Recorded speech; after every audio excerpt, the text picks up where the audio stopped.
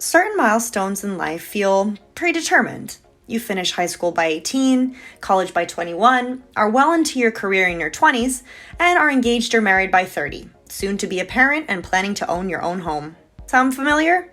It should, because it's depicted to us on TV and books and magazines, and by our own parents most of the time.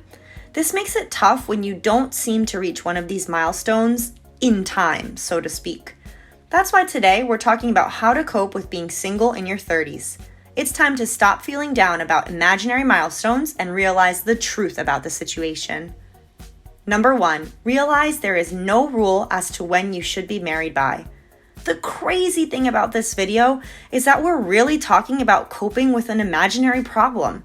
Hear me out on this before you feel offended. Coping means you're dealing with something that's really difficult. We cope with death, we cope with loss or heartache, but coping with being single in your 30s doesn't have to be coping at all. There is no rule as to when you need to be married by, if you even need to be married in the first place, or whether you should be single or not and at what age. You may see others paired off and feel odd for not being in the same boat, but the true question you should be asking is whether or not you're happy. Are you lonely and want a partner? Or are you just craving one because that's what you're supposed to do? And yes, I'm using air quotes. Number 2, be grateful for what you have. Sometimes it's way too easy to get wrapped up like a burrito in what we don't have and forget about what we do have. You might not have a boyfriend or girlfriend, but take account of everything you do have, whether that be a career, home, past travel adventures, a pet, your health, no crazy kids driving you up the wall, or just general life experiences. Another person your age who has been in a relationship for 10 years may not hold a candle to your accomplishments, so it's time to recognize all the good you've got going on. Number 3, enjoy what you've built. Now that you've seen what you've accomplished on your own throughout the years, I must ask, are you enjoying it? Many individuals build up fancy careers, large savings accounts, or huge homes just to get stuck in the mundane day-to-day without enjoying any of it. If this is your case, you can start to cope with being single by enjoying what you have. You not only have physical things to enjoy, but the largest non-physical gift of all, freedom. You are free to make decisions based on you and only you, which few people can do. Enjoy it now before it's swept away by a boyfriend, girlfriend, or kids. Number 4, get yourself out there. Moping around or throwing yourself a pity party isn't going to get you very far in the way of coping. If you aren't feeling great about being single at 30, the feeling probably stems from buried loneliness. Getting yourself out there means participating in some group hobbies, trying out new things, and talking to new people. By doing this, you'll soon connect with others, grow more personally, and maybe even meet someone. Or, on the contrary, you could realize that you prefer being alone to begin with. Whatever floats your boat, pal. Number 5, build your social circle.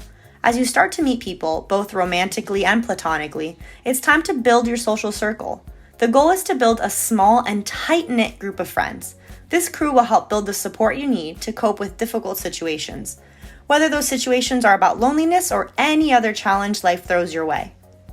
Number 6, learn to have fun by yourself.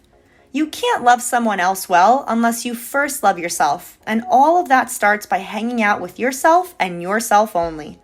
Go for a long walk, do a solo sport or activity, or sit down for an hour with nothing but you, your thoughts, and a journal. Most people are uncomfortable sitting with themselves. That's a huge reason most of us are so addicted to the pointless distractions on our phones. Give me a second as I scroll through my 5 feeds. Okay, I'm back. See what I mean? If you manage to spend the solo time with yourself and have fun, on the other hand, you've managed to reach a whole new level of self-enlightenment and growth. Number 7, get your priorities in order. If you truly want to meet someone because of your own desires, it's time to set the scene so that it can happen. Get your priorities in order to make sure you're in the right place, both metaphorically and literally, to meet someone. You should want to be the best version of yourself. This begins with personal hygiene and self-confidence. You'll also need time and energy, which means healthily organizing your schedule and permitting yourself the time you need to date and to get to know new people. As you align your priorities to match what you want, you'll be making strides towards that very thing. Or should I say, towards that very special someone. Being single in your 30s isn't easy, especially if you come from a culture where 30 symbolizes a shift to marriage. Strangely enough, coping with being 30 and single only becomes a problem if you see the situation as problematic. Once we take account of what we have, what we're capable of, and who we are, we can transform the situation from coping to enjoying being 30 and single. It's all about mindset. So, how would you feel about being in your 30s and single? Do you come from a culture where this is your odd or normal? I hope to hear about it in the comments. Otherwise, if you enjoyed this video, don't forget to give it a like and subscribe for more content. As always, thank you guys so much for watching.